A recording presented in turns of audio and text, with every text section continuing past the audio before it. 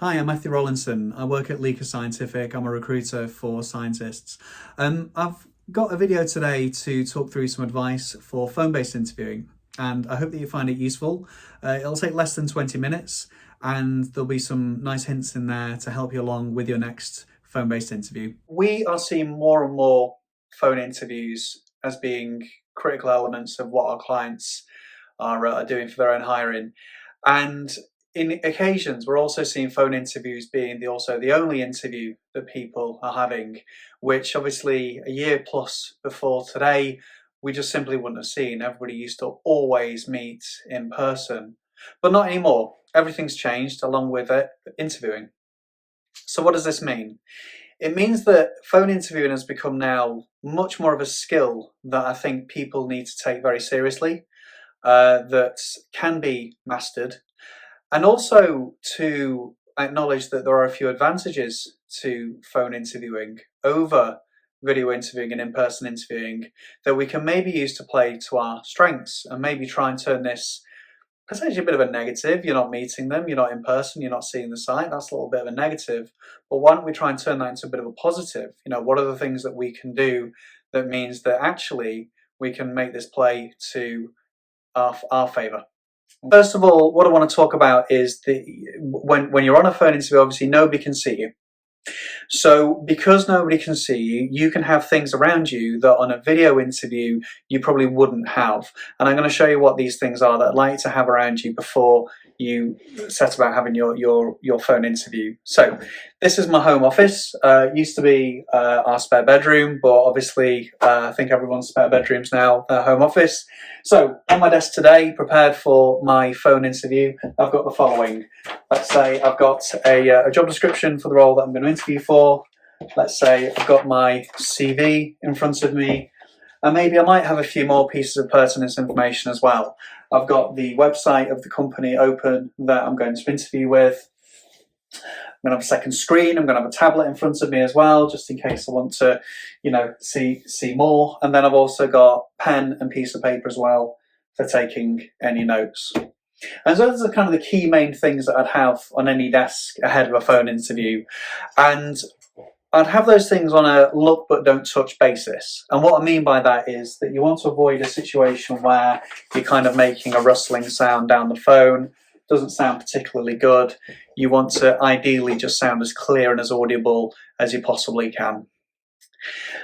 What that also means is that you come across potentially a little bit sharper when it comes to talking about these things. If you see these right there in front of you, you're surely not going to have any issue remembering, what was the what was the year that you finished your degree in, or what were the exact dates of employment when you were somewhere, etc., etc. So there's a few advantages there to being on the phone, because you can literally have all of this stuff, and you don't have to have two pieces of paper. You can have 10, 20 if you want, spread out around the place.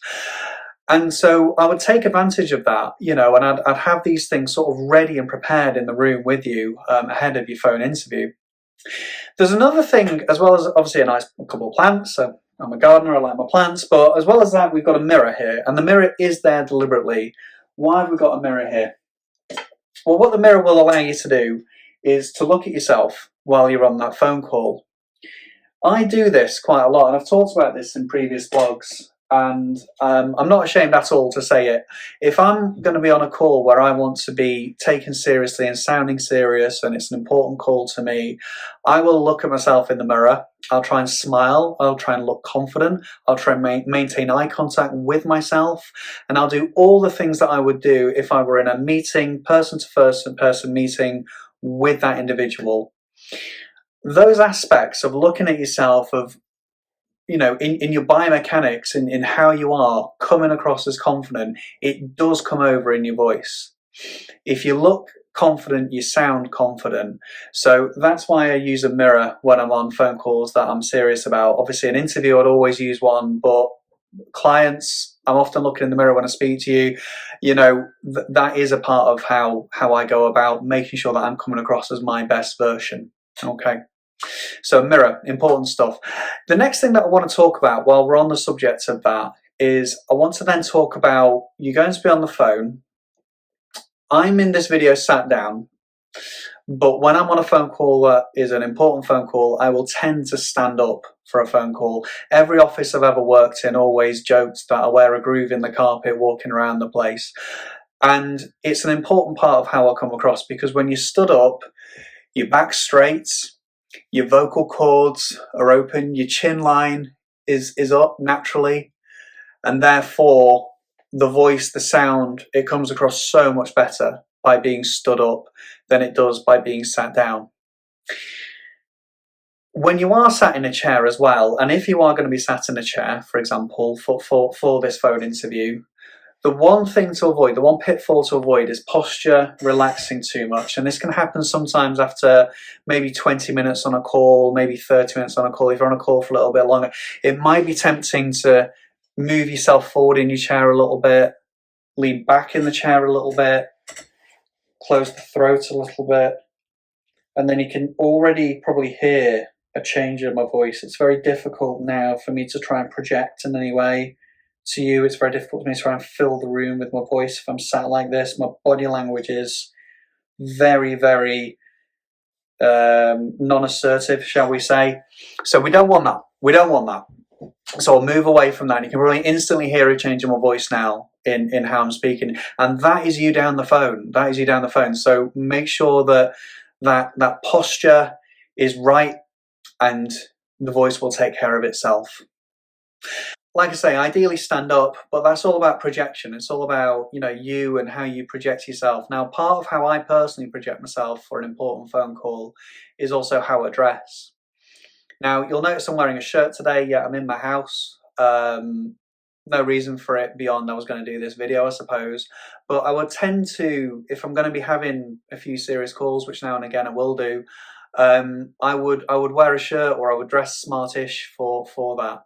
And that also, what that means is that it's about you kind of like how you're projecting yourself. It's about how you feel when you're in that situation. So if I'm dressed smart, if I'm walking around, if I'm acting smart, then I'm going to feel smart, and that might just come across a bit in how I'm projecting myself to an individual. Okay, well, thank you very much for watching my video on phone-based interviewing. And look, the advice that's contained in there, I expect some of it will be useful to candidates, but not all of it will be useful to every single person. Pick up what works best for you and go with it. Phone-based interviewing is one of the areas that we're seeing a huge amount more of now. And it's an area that I know personally in the past we haven't really spoken about in our own interview advice that we give out. That's going to be changing a lot. We're going to do a lot more content about phone-based interviewing, and also video-based interviewing as well.